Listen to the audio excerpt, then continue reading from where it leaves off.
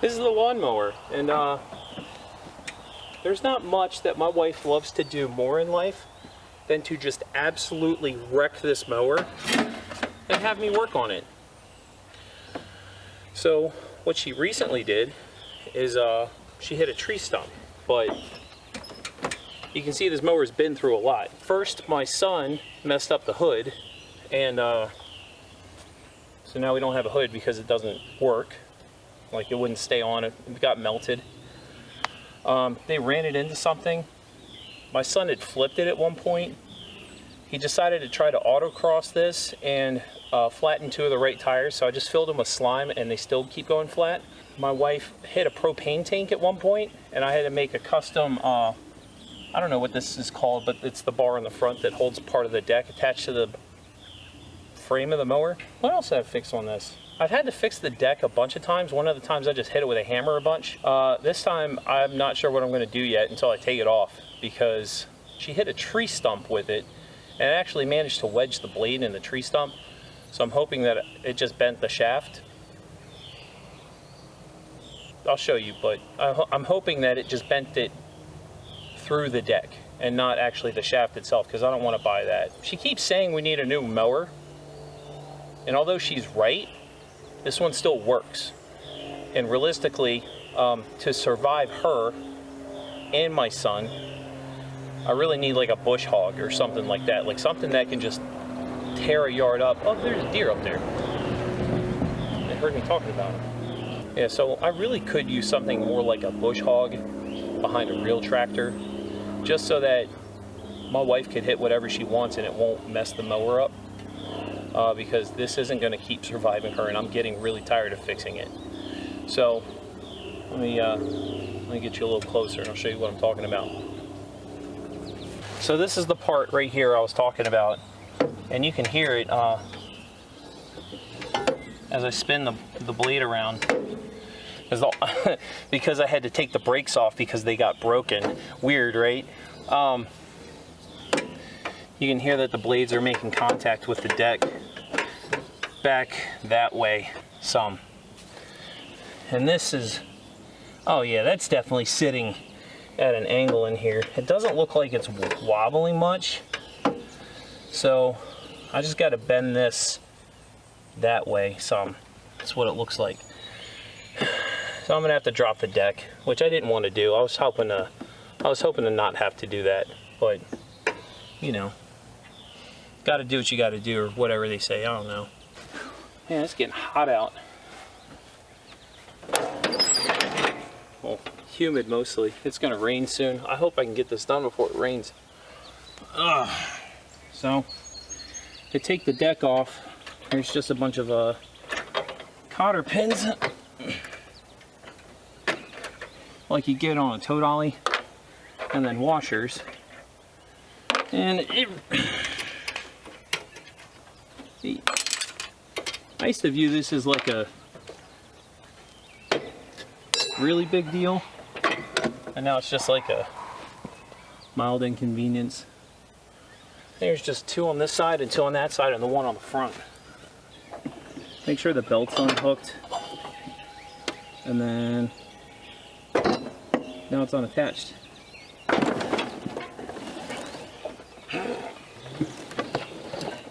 I hooked it.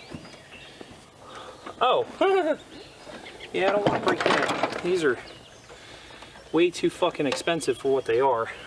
God, it's a little engagement spring, stupid ass thing. You say, why didn't you think about that? Well, because I'm dumb, but also there's so much stuff missing from this thing that's broken that I was gonna get back to later and I never did. Whew, that made my back hurt. Whew. Oh, now I gotta put the brake on. You can see the one in the back, how it's supposed to be. The one up front is all cattywampus. I'll flip this over and see what the damage looks like.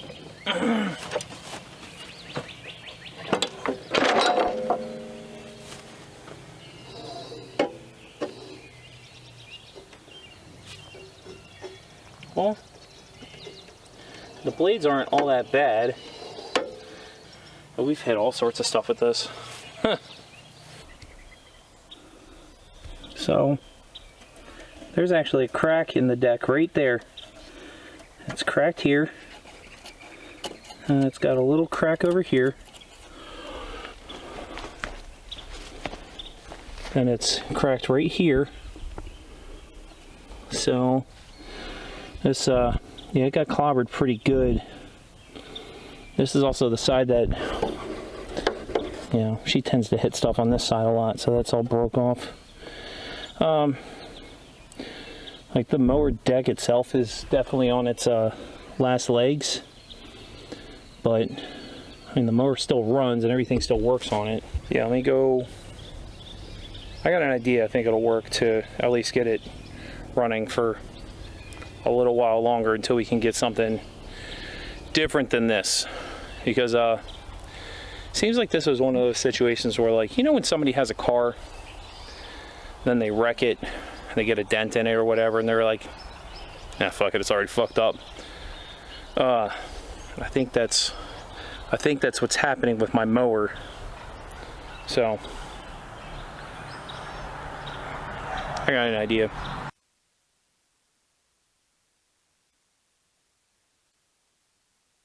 I got a new camera and a new microphone, and I'm still trying to figure them out, and I just recorded a bunch with no audio. Oh well, I knew I should have been using my phone for audio.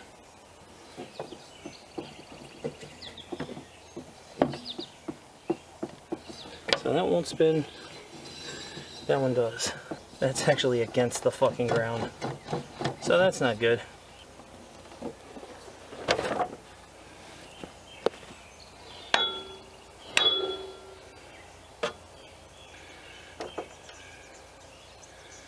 This one is actually, you can't see it, but there's a bolt right here. There's 4 bolts that hold these spindles to the deck.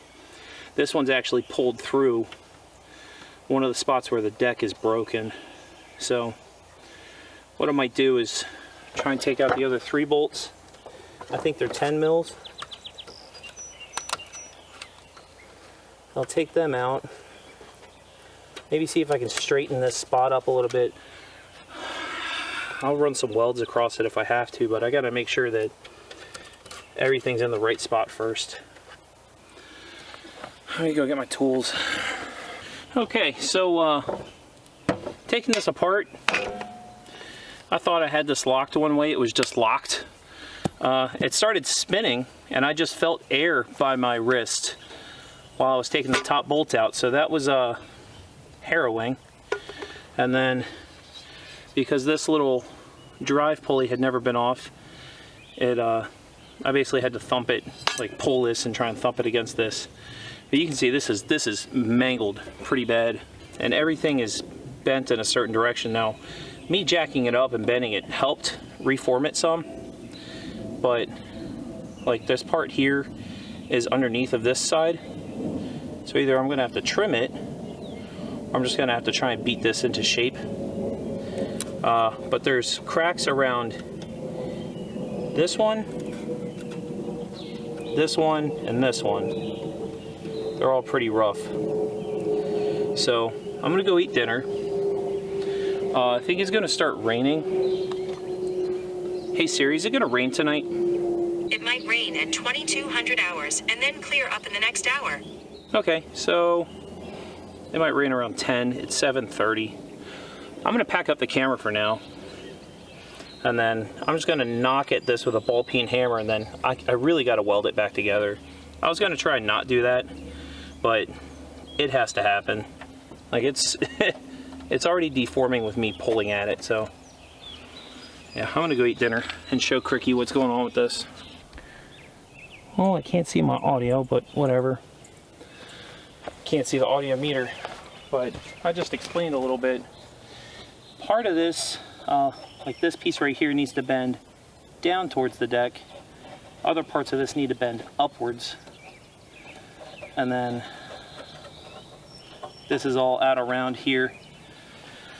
I was saying, yesterday I had went to bed instead of coming back out here to work on stuff, and today is my birthday. But I like I like doing stuff like this, so that's why I'm out here. Well, yeah, I don't know. I'll piss the birds off. I don't know how much of this I'm gonna get to go back to where it needs to go. I can't get into here, and the way this cracked is a really weird way. So I'm gonna, I don't know, and just, yeah, just. Remember, channel locks are not hammers, but they make a good hammer. Little piece needs to bend over. Just go down a little. Down a little. Down a little. Up a hair.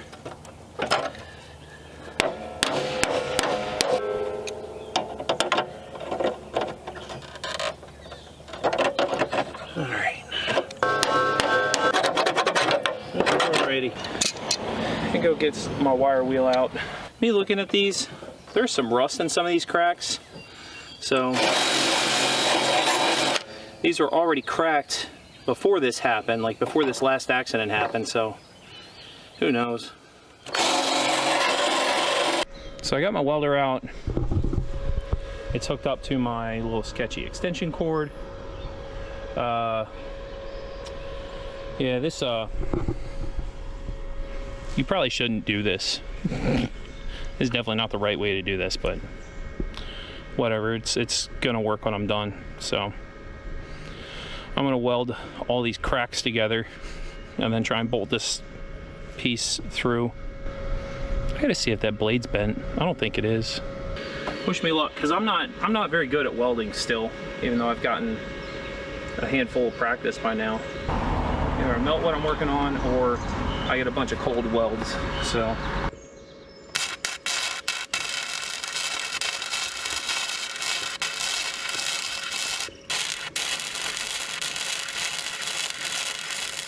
it's cutting out, but it's welding, so I turn the wire speed up a little bit, see if it'll stay a little more consistent.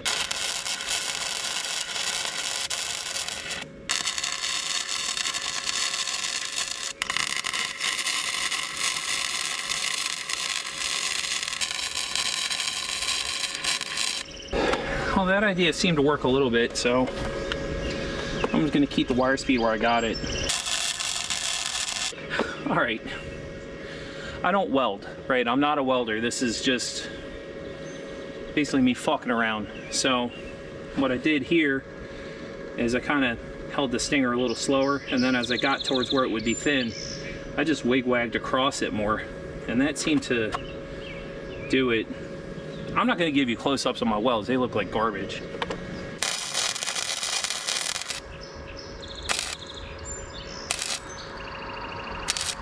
Oh, crazy. I have zero penetration to the other side.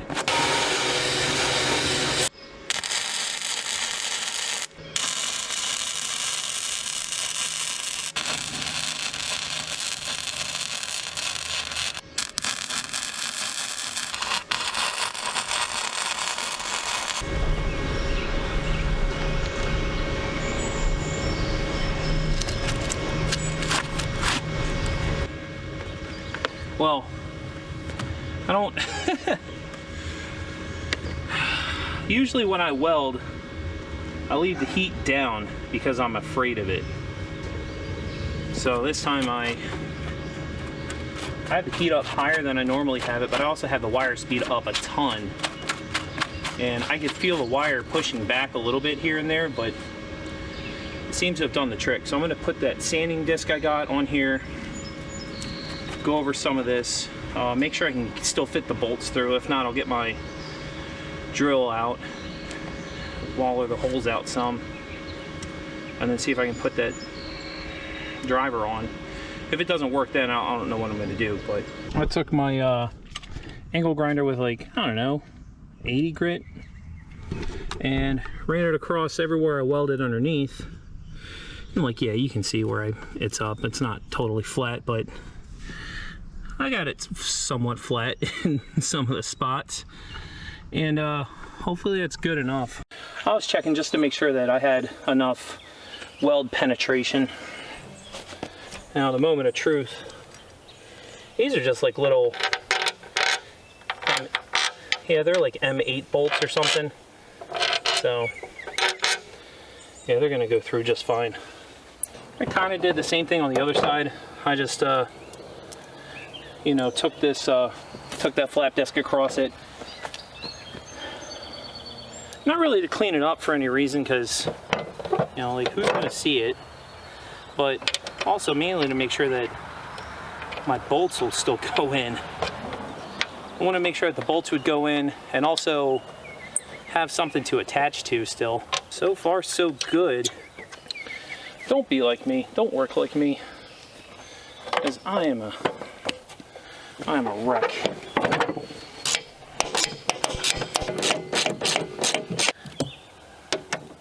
According to my doctor, I got to take a break 15 minutes every 2 hours, but I really feel like it's got to be a lot sooner than that, which sucks.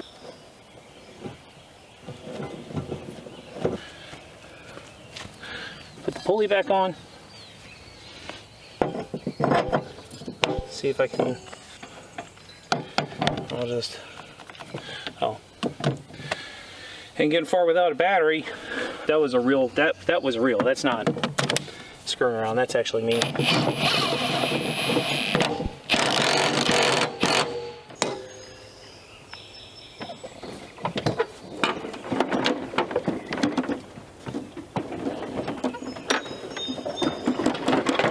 Oh, sweet. They got an old Triumph back there. Just drove by.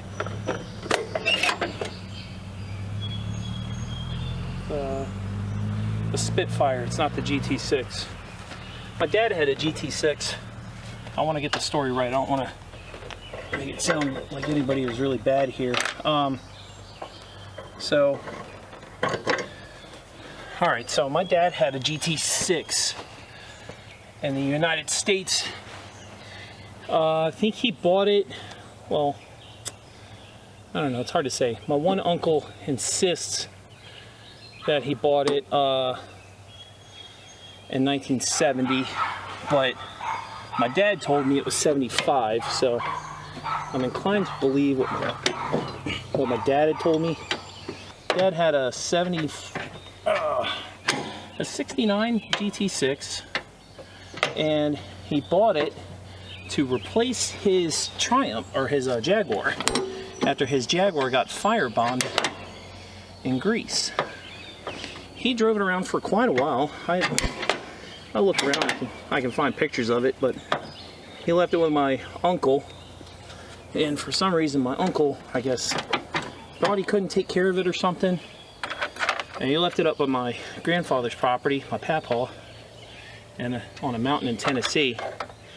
And by the time my dad got out of the Navy in '86, had a hole growing through it, or had a hole in the floorboard, a tree growing through it. It was just like wrecked. And I mean, my dad could have probably had it restored. He wasn't too mechanically inclined, but he could have gotten it fixed. Like, it wasn't too far gone then, but you know how people are with project cars. They get sentimental about it, get upset. They just ignore it. So he ignored it, and then my papa passed away in the 90s, and my dad scrapped the car when they got rid of the property. My dad got sad every time he saw that car. He got re-upset. But you know, people go through stuff. Well, my uncle that was supposed to take care of the car for my dad, he must have been going through something. So I don't know. My dad was upset, but he never held it against him. He just said, you know, it's just the way it is sometimes. Which I thought was pretty admirable. I had routed the spring wrong under here. And what that caused it is every time I would pull this, it would bind up with another spring. So in the meantime, it broke the plastic up here. So I cut a washer, cut a slit in it so I could slide it over the cable, and now it functions mostly correctly. All right, I adjusted some things. Let's see how it goes.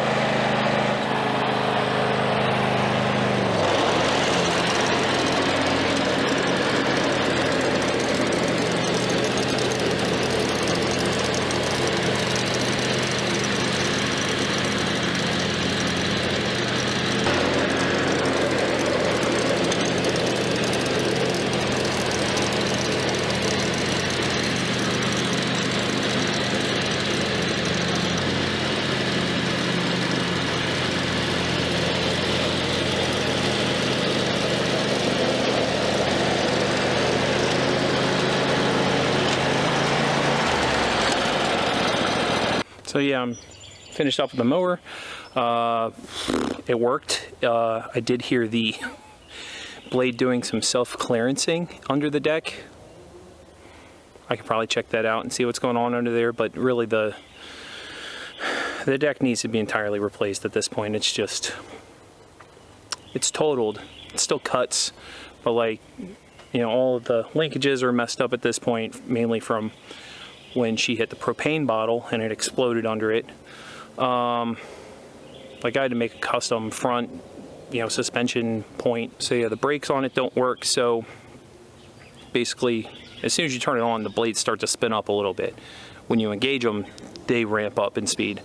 So I told her, I was like, if you're driving this, you got to be super careful now. And you know, then she hit the tree root, which wasn't her fault. She couldn't see it.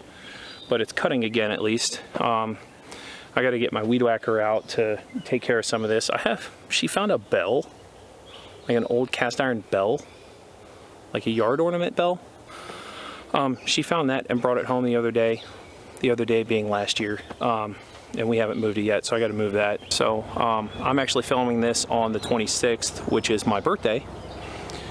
So I'm gonna go get what I wanted to eat for dinner, which is a steak. I had to cut red meat out of my diet because I got gout. I was getting multiple gout attacks, so I quit drinking and I cut out red meat mostly, and it went away. But I'm gonna have a steak today. I want it. If you like watching stuff like this or me working mainly on my shit boxes, yeah, I just keep touching my face. Subscribe, like, ring the bell. I appreciate it. You know, an hour a day will make your jack stands go away, but sometimes you gotta space your projects out amongst 2 days because you get hungry or sleepy. I mean, that's entirely valid.